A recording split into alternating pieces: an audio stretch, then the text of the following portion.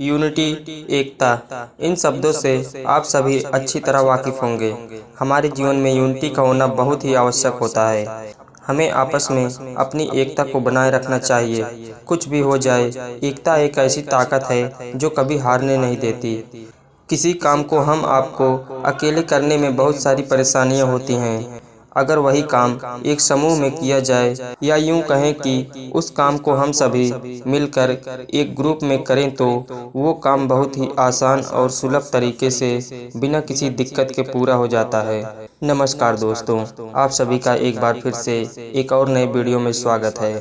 दोस्तों, एकता में वो ताकत है जो हमें कभी भी किसी मुसीबत में हारने नहीं देती। यदि हम आप अपने अंदर से किसी के प्रति द्वेष, घृणा को त्याग दें और सबसे मिलजुल कर रहें, तो हम हमेशा ही सफल रहेंगे। कोई भी मुसीबत आए, सब मिलकर उस मुसीबत का हल निकाल सकते हैं। आज मैं आप लोगों के बीच एकता में बल इस पर एक कहानी साझा करूंगा, जिसे सुनकर आपको जरूर समझ आएगा कि हम अकेले रहकर कितने ताकतवर हो सकते हैं और आपस में एकता बनाए रखने से हम कितने ताकतवर हो सकते हैं। किसी गांव में एक किसान रहता था। उसके 4 पुत्र थे। किसान बहुत ही मेहनती था। यही कारण था कि उसके सभी पुत्र भी अपने हर काम को पूरी मेहनत और ईमानदारी से किया करते थे। लेकिन परेशानी यह थी कि किसान के सभी पुत्रों की आपस में बिल्कुल भी नहीं बनती थी। वो सभी छोटी छोटी बात पर आपस में लड़ते झगड़ते रहते थे। अपने पुत्रों के इस झगड़े को लेकर किसान बहुत परेशान रहता था। किसान ने कई बार अपने पुत्रों को इस बात के लिए समझाने का प्रयास किया, लेकिन उसकी बातों का चारों भाइयों पर कोई असर नहीं होता था। धीरे धीरे किसान बूढ़ा हो चला, लेकिन उसके पुत्रों के आपसी झगड़ों का सिलसिला खत्म होने का नाम ही नहीं ले रहा था। ऐसे में एक दिन किसान ने एक तरकीब निकाली और पुत्रों के झगड़ों की इस आदत को दूर करने का मन बनाया। उसने अपने सभी पुत्रों को आवाज़ लगाई और अपने पास बुलाया। किसान की आवाज़ सुनते ही सभी पुत्र अपने पिता के पास पहुंच गए। उन्हें समझ नहीं आ रहा था कि उनके पिता ने उन सभी को एक साथ क्यों बुलाया है। सभी ने पिता से उन्हें बुलाने का कारण पूछा। किसान बोला, आज मैं तुम सभी को एक काम देने जा रहा हूँ। मैं देखना चाहता हूँ कि तुम में से कौन ऐसा है जो इस काम को बखूबी कर सकता है। सभी पुत्रों ने एक सुर में कहा, पिताजी, आप जो काम देना चाहते हैं दीजिए, हम उसे पूरी मेहनत और ईमानदारी से करेंगे। बच्चों के मुंह से यह बात सुनकर किसान ने अपने बड़े बेटे से कहा, जाओ और बाहर से कुछ लकड़ियां उठा कर लाओ। किसान ने अपने दूसरे बेटे से एक रस्सी लाने को कहा। पिता के बोलते ही बड़ा बेटा लकड़ियां लाने चला गया और दूसरा बेटा रस्सी लाने के लिए बाहर की ओर दौड़ा। थोड़ी देर बाद दोनों बेटे वापस आए और पिता को लकड़ियां और रस्सी दे दी। अब किसान ने अपने बेटों को बोला कि इन सभी लकड़ियों को रस्सी से बांधकर उनका गट्ठर बना दो। पिता के इस आदेश का पालन करते हुए बड़े बेटे ने सभी लकड़ियों को आपस में बांधकर गट्ठर बना दिया। गट्ठर तैयार होने के बाद बड़े बेटे ने किसान से पूछा, पिताजी, अब हमें क्या करना है। पिता ने मुस्कुराते हुए कहा, बच्चों, अब आपको इस लकड़ी के गट्ठर को 2 भागों में अपने बल से तोड़ना है। पिता की यह बात सुनकर बड़ा बेटा बोला, यह तो मेरे बाएं हाथ का काम है, मैं इसे मिनटों में कर दूंगा। दूसरे नंबर का बेटा बोला, इसमें क्या है, यह काम तो आसानी से हो जाएगा।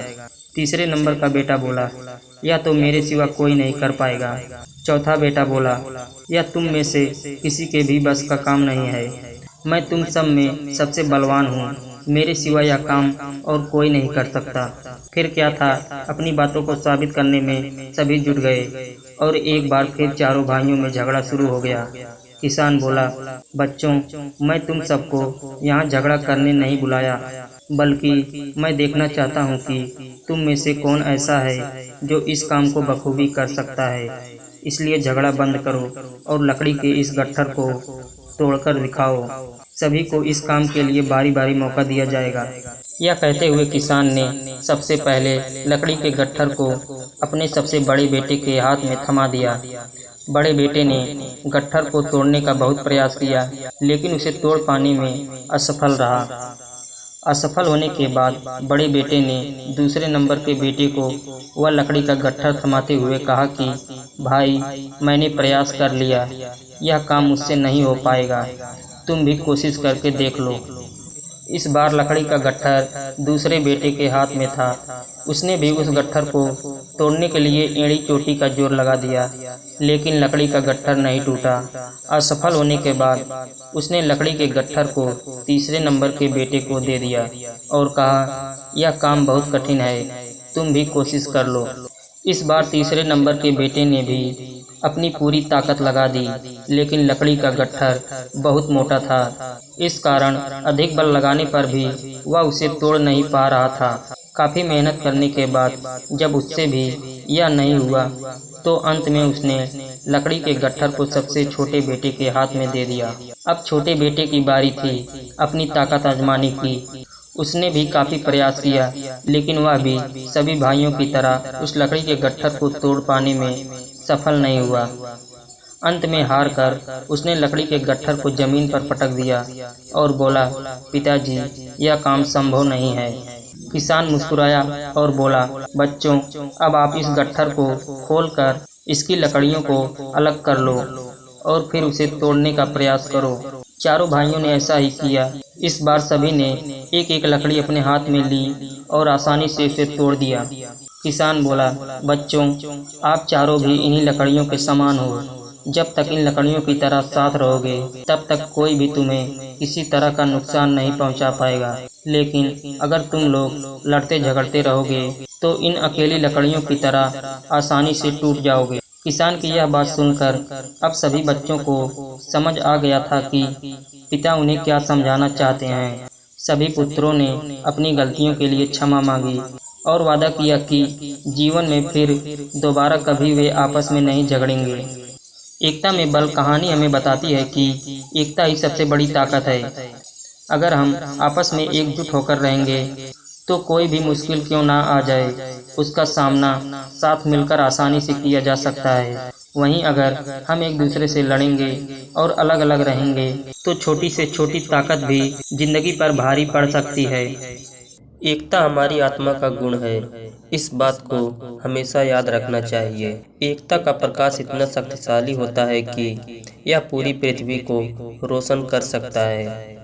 जाति पाति के बंधन को तोड़ें, आओ हम सब मिलकर अपने प्यारे भारत को जोड़ें। संख्या में नहीं, बल्कि एकता में हमारी सबसे ज़्यादा शक्ति होती है। अकेले मेहनत करने की सीमा होती है, लेकिन एकता के साथ की गई मेहनत और उसकी उपलब्धियों की कोई सीमा नहीं होती।